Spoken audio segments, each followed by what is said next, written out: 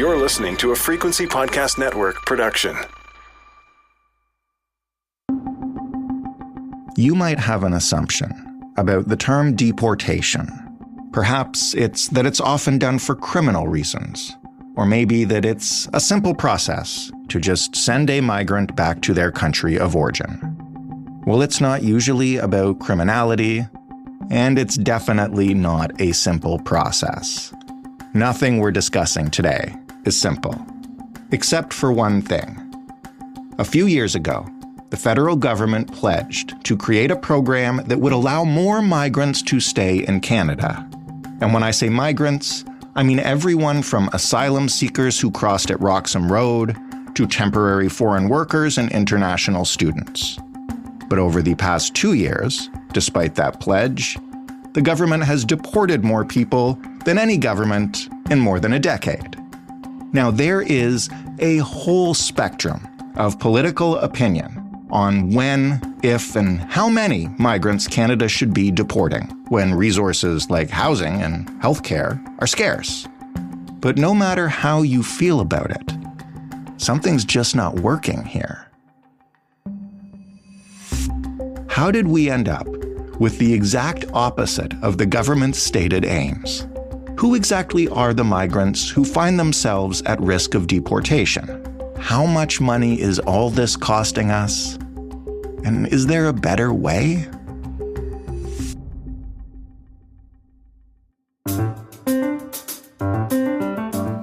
I'm Jordan Heath Rawlings. This is The Big Story. Noushin Ziafati is a freelance journalist in Toronto. She wrote about Canada increasingly deporting migrants for the breach. Hello, Noushin. Hi, Jordan. How are you? I'm doing great. Thanks so much for joining us today. Thanks for having me. Why don't you start with a person, because that's what's at the heart of this story. Tell me about Taran Gadara. How did he get here? Who is he? What's his life like in Canada? What's happening to him? Yeah, for sure. So Taran Gadara came to Canada 7 years ago as an international student. He was doing an arts diploma program at Cambrian College in Sudbury, Ontario. And after completing that program, he chose to stay in the community that he came to cherish and set down roots. During his time here, he's worked multiple jobs, he's paid taxes, he got a dog, he's made friends. And most importantly to him, he learned to embrace his sexuality as a gay man. And that's something that he says he wasn't able to do back home in India. And so he's been wanting to stay in Canada. He feels like he has built the life he wants to live here. And unfortunately, he was told this year that he would be deported from Canada because he tried to renew his postgraduate work permit twice. Both times, those applications were rejected. And so then he applied for this thing called a pre-risk removal assessment. And so in that application, he detailed, the issues he faced back home. So he was blackmailed and raped in India. And also he didn't feel safe as a gay man because he says in India, he's not able to be himself as society there is far from accepting homosexuality. So basically, he filed this other application. It also got denied. And so now he's facing the threat of deportation. And while he's waiting to hear what happens, he describes every day as like a ticking time bomb. And he's applied for his case to be reviewed by the federal court. So it's going to be a lengthy and costly legal battle. And his community and friends have set up a GoFundMe campaign to help him through that process. But as I said, he is struggling to kind of come to terms with what will happen to him if he has to go back to India. How common are stories like Taran's? I know we're going to get into the bigger picture here, but you just described a lot of bureaucracy, a lot of applications, rejections, reapplications, et cetera, and appeals. How unique is that? They're more common than one would think. As the data that I reported on shows, thousands of people are being deported each year. So there are people who are trying to maybe appeal the decisions for applications that were rejected and try to stay in this country. But in that time, people are facing a really difficult and stressful time trying to, make a living while also figuring out what's going to happen next to them. Are they going to have to go back home? And if they're going back home, what does that situation look like? Some people fear that, there's people that have threatened them back home or they face persecution based on grounds such as their sexuality or their political or religious beliefs. So there's a lot of questions that they're asking themselves in this time. This is an incredibly complex process that we're going to talk about here, as I mentioned, with all the bureaucracy involved. And if people listening have never been involved with it, it can be difficult to get all the terminology straight. So maybe let's just start basically there. What makes somebody a migrant as opposed to an immigrant? Yeah, that's a great question. So an immigrant is someone who has been granted the right to live in Canada permanently by immigration authorities. So they're able to get permanent residency and eventually Canadian citizenship. Whereas a migrant is someone who has either a temporary work permit or study permit or who's seeking asylum, meaning they came to Canada and they're asking for a safe haven because of their dire situation in their home country. For example, as I mentioned, this could be LGBTQ plus individuals who fear persecution back home, or people who have fled their home country because of political conflict and violence. Now, when we talk about migrants, that includes an awful lot of people. I mean, you just mentioned Taran is an international student. I think people are familiar with asylum seekers who cross the border from the United States. How many different kinds of migrants are there, and how different can their circumstances be? So there are, as you mentioned, different categories of migrants. This does include people who come here through Canada's temporary foreign worker program, and they work on farms, fish processing plants, and other sectors like construction. International students are also considered migrants. They come here with a temporary permit, and they're able to stay here for some time after they graduate and work here. In some cases, people are able to extend their postgraduate work permits or qualify for permanent residency and eventually citizenship. There's also asylum seekers, as you mentioned. They either claim asylum online or when they cross the border and hope to make a case to obtain refugee status in Canada. There are also victims of human trafficking who qualify for a temporary resident permit. And overall, because migrants don't have permanent residency or citizenship, they aren't able to vote or enjoy the same rights and protections as Canadian citizens and permanent residents. That is a lot. Do we know how many migrants are in the country at any given time, even just roughly? Yeah, so I think we have to distinguish between migrants who are here and undocumented migrants. So as of January 1st, Canada was home to 2.67 million temporary residents or migrants, as we know. Of that population, there are an estimated 500,000 undocumented migrants living in Canada. Again, these are either asylum seekers or people who have fallen out of legal status because their temporary work or study permits expired. So this could be an international student like Taran, who came here to study as an international student with a temporary study permit. After he graduated, he had a postgraduate work permit, and then that postgraduate work permit expired. So he fell out of legal immigration status and now has become undocumented. In this time, he's been applying to obtain legal status again and to be able to stay in this country. But at the moment, he's living with uncertainty and not knowing whether he'll be able to stay in this country. And this could also apply to, for example, a temporary foreign worker who, let's say, was working on a farm and they're facing abusive or exploitative conditions on that farm, and they choose to leave that farm. But because they come here with a temporary work permit, it may be tied to that specific employer.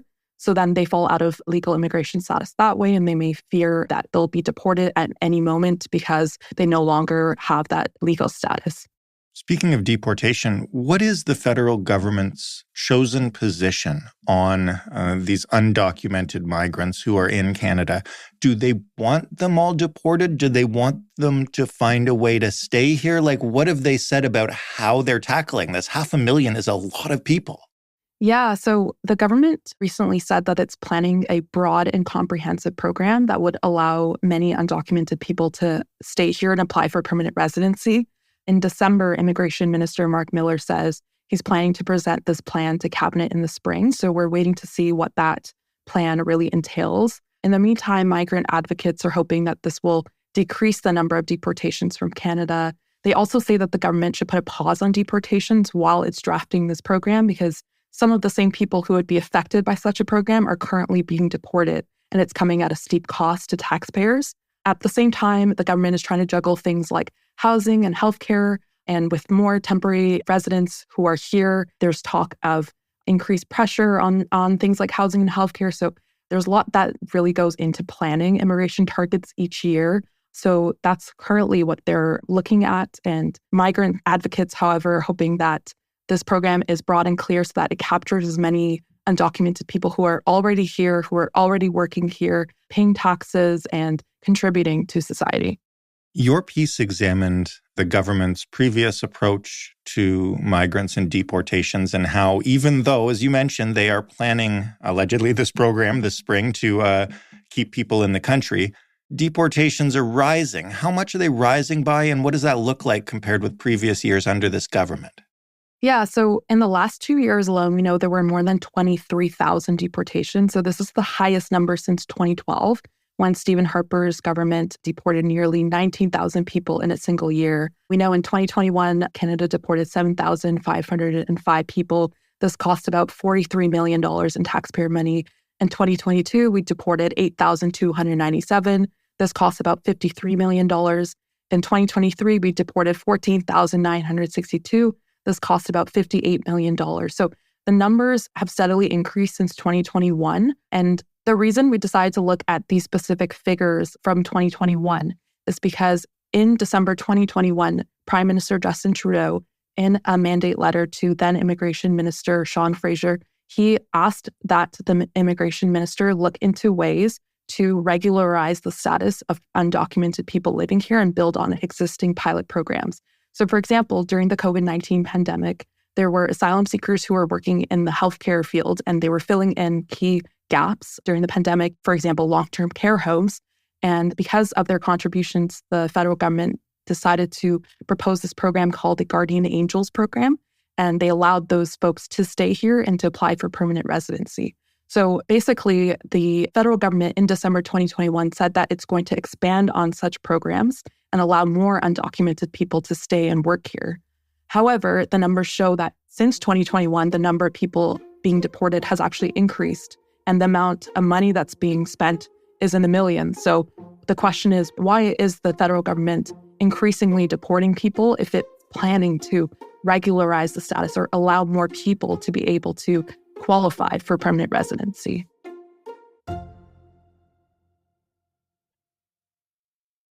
Why are these people being deported? I think some people listening assume that that person has done something in order to face deportation. I think a lot of times people's minds go to crime, but there are a ton of different reasons that this stuff happens. What's most common? There are several reasons why people are being deported. This includes security reasons, criminality, financial reasons, and misrepresentation. So if they were to misrepresent themselves while they're applying to stay here legally as an immigrant. But based on data from the Canada Border Services Agency, the main reason people are being deported is non-compliance, which is a term CBSA uses to describe people without a visa, such as refugee claimants, people who overstay their status. So that could be like Taran Gadara, who, as an international student graduate, he decided to stay here. His postgraduate work permit ended and he has remained in the country, as well as people who are working or studying without authorization. So someone, let's say, who came here with a temporary work permit and is still working here, but they don't have any permit to allow them to stay here. But that includes people like Taran who are actively trying to stay here and are actively, as you mentioned off the top, applying to all these different programs and for appeals and et cetera, et cetera. So it's not like they're, just on the run here, like they're actively working towards permanent residency. Yeah, exactly. And I do want to note that the immigration system in Canada is rather complex. So people like Taran Gadara may be unaware that they're working here even without authorization while they're waiting for their case to be reviewed.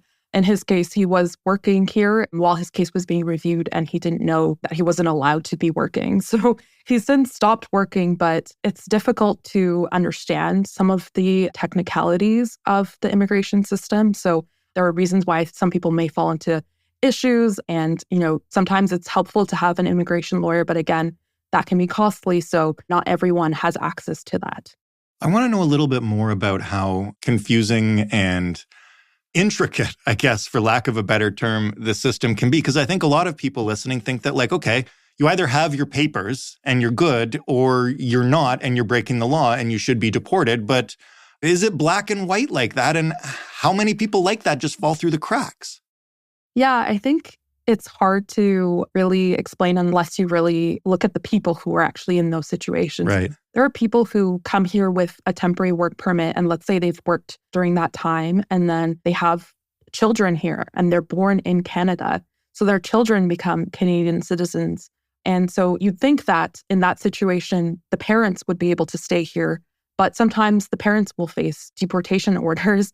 So they're not actually able to stay anymore, but their children are here. So then it's a case of deciding, do you take your children with you to your country of origin? What are you going to do? Are you going to try to apply to get that application reviewed? It's very complex for people in those situations. Or let's say, it was a temporary foreign worker who fled a farm where they were facing exploitation and they want to come and work here. It's difficult because some of them may be tied to closed work permits. So they're trying to figure out how to stay and work here legally, but the immigration system is complex to navigate. And if you add language barriers on top of that, mental health challenges, it can be very hard to understand what to do exactly. So there are people who also may fall out of status and not necessarily know how exactly to regain status, or let's say they're trying, but then their application fails. They don't really understand why. It's hard to get a hold of Immigration, Refugees, and Citizenship Canada. So there are a lot of complexities that are actually at play that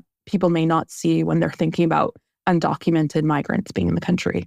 When you talk to people who advocate on behalf of undocumented migrants, you mentioned earlier that it's a difficult thing to balance given the housing crisis and the healthcare crisis. Are we seeing more resentment towards this population given the strain on Canadian resources?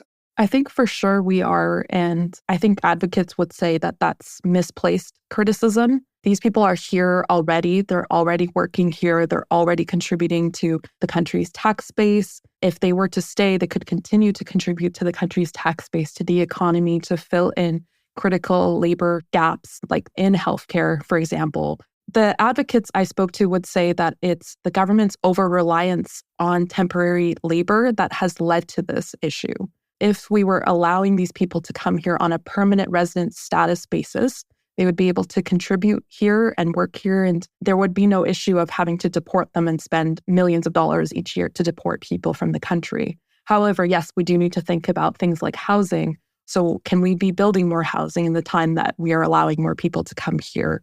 I think these are all questions that people are tossing around these days. I can't say for sure what the exact response should be, but I do think that there's more to it than, it's just immigrants that are to blame for this issue. And that seems to be that immigrants and migrants have become the scapegoat for the issues that we're facing in Canada. And you just mentioned, it's blame towards immigrants and migrants, but there is a distinction there, right? As you point out, migrants are already here and already contributing and hopefully already have homes and healthcare. But meanwhile, the government has sky-high immigration targets, which are not people who are already living and working and contributing to Canada.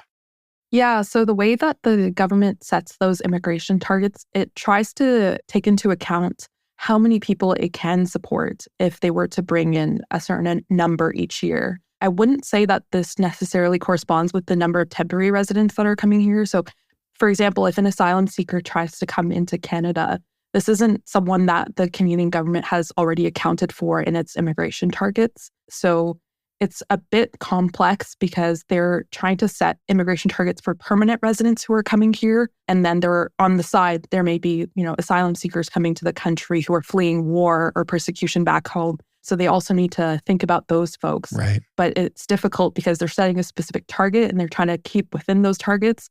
But then there are temporary residents who are coming, or maybe they're staying past the terms of their permits. And so it becomes complex because then you have a lot of people in this country, more than you had accounted for or hoped for. And so it becomes a question of what do you do with all these people?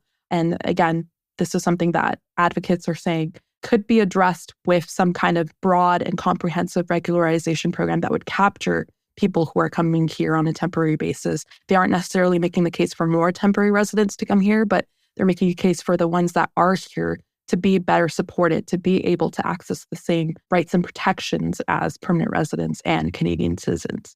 So last question then. We're expecting a proposal or legislation from the government this spring. What will you and other people who report on this issue and advocates be looking for when the language of that policy comes out? What would actually make a difference here?